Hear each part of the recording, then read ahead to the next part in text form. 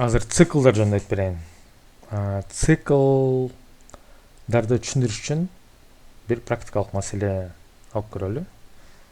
Мисалы, бизге бир сөз берилди. Анын баардык тамгаларын алып, алардын ар бирөөсүнүн алдына мондай тик турган таякча коюп чыгышыбыз керек экен. Аны кантсек болот? Мисалы, мондай Мурат деген сөз берилди. Анан мондай таякча Мурат деген текст болуп калыш керек да. Бул маселени чыгаруу жолдору бир нече болушу мүмкүн. Бирок мен азыр ошол for циклын колдонуп айтып берейин. Ал for циклы жазганда биринчи мында for деген тамга менен жазылат. Анан бир өзгөрмө жарыялайбыз. Анан in деген сөз жазылат, конструкциянын бөлүгү.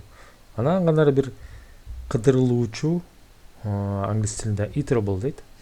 Кыдырылуучу бир дайындар тиби берилет да. Мисалы жанагындай текст болушу мүмкүн. Жана тизмек сөздөрдүн split менен көрсөтпөдүм эле, сөздөрдүн турган бир массивди, тизмекти. Ошол сыяктуу болушу мүмкүн. Азырынча бул текст тууралуу, тексттин мисалына келтирейин. Анан бул жазылды, анан кош чекит болду, 4 боштук коюлду, анан кандайдыр бир операция print же болбосо кандайдыр бир башка бир функция чакырылды. Мунун баарын азыр мисал катары мына жерден сүрөт тартып берейин. Бул кандай иштейт экенин көрсөтүп берейин. Кечиресиздер.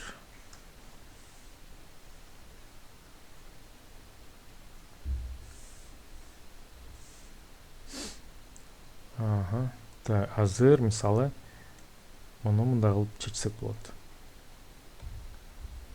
Мындай name деген өзгөрмө түзүп койдук. Анан мындай бир бош текст турат дейли. Тырмакча ичинде эч нерсе жок. Анан for цикл жазылат. For мисалы character дейбиз. Тамга character in мисалы текст дейли. Мында текст келген. Ал болсо Мурат. In болсо мында текст деген сөз. Текст. Кош чекит. Анан айтабыз name эми сага мондай таякчаны салып коебуз дедик. Анан name кошулган барабар могу өзгөрмөнү алып кошуп коебуз дейт. Бул эмне болот? Азыр келиңиздер кадам менен. Могу for цикл эмне үчүн цикл деп аталат? Цикл деген бул тегерен жүгүрүү деген сөз да. Монтип айланып жүрө берет. Чимирилип жүрө берет. Анан могу тексттин ичинде тамгалар бүткөндө токтоп калат. Эң башында эмне болот? Бул биринчи могу жерден могу алып салайын сызыктардын баарын. Эң биринчи жүгүргөндө могу биринчи тамгага келдик да.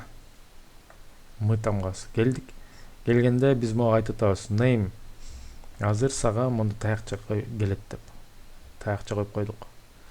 Эми могу ч тамга чда эмне болсо, могу ч деген чаканын ичинде эмне болсо ошол келет дейбиз.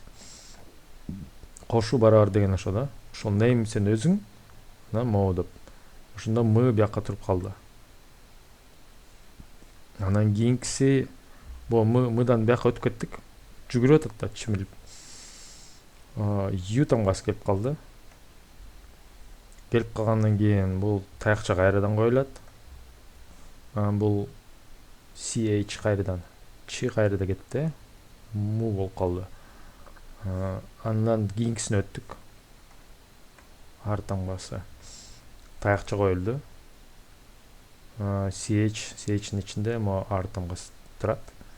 A'га өттүк.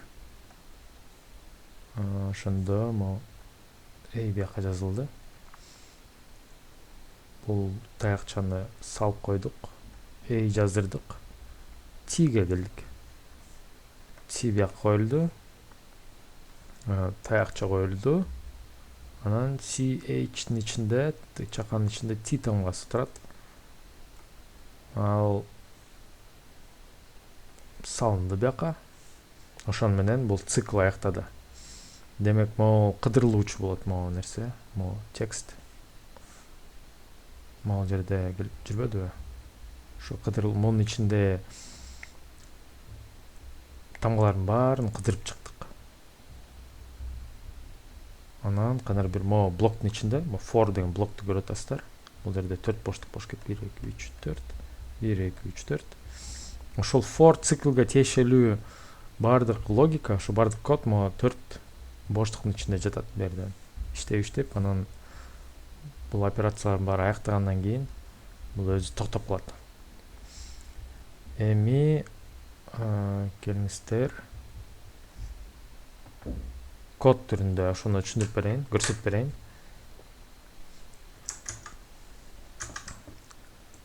Мунун баарын алып таштайм. Анан мисалы жана name деп атап койгом, Name бул бош нерсе, текст бул мисалы Мурат. Анан жазып атам for. Могу жана ch деп жазганбыз. Эми ch эмес, макул мен t деп коеюн, айырмасы жок. Өзгөрмөгө кандайча кааласаңыз ошондой атай бериңиздер. Мисалы тамга деп деле койсок болот. Келиңиз тамга дейбиз. For тамга in text.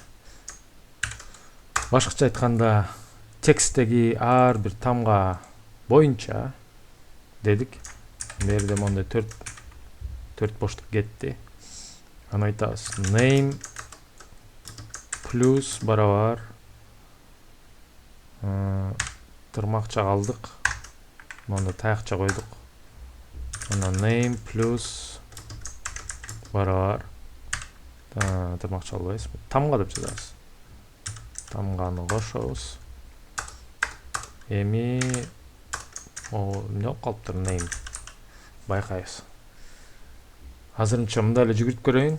Анан дебаггер менен жүргүзөбүз. Мына көрдүңүздөрбү? Жанагындай эле логика иштеп кетти. Биринчи бул кошулат, анын ичине бул кошулат тамга. Анан биз мындай да кылсак болот. Тамга деп могу сапталып таштасак болот. Могу экөө чапталат.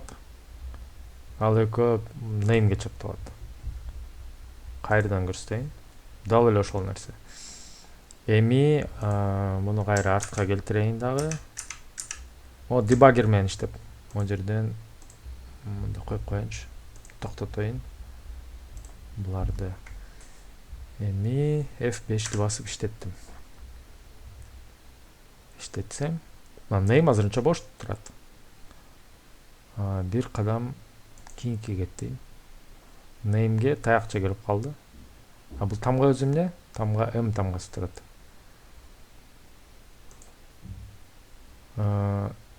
Name'ге жана m кошулуп калды. Тамга болсо u болуп калды. Кийинки тамгага өтүп кеттик. Туурабы? Эми бир кадам кылсак, азыр могу таякча могу name'ге барып келип калат.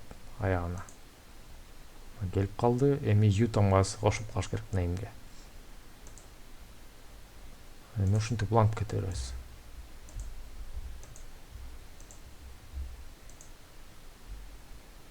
Ошо менен бүттү. For цикл деген ушундай иштейт. Бул жерде мына көрсөтүп берген булардын баарын. Ошо тамгалар түгөнгөндө циклын аяктайт. Натыйжаны консольго чыгарып койдук.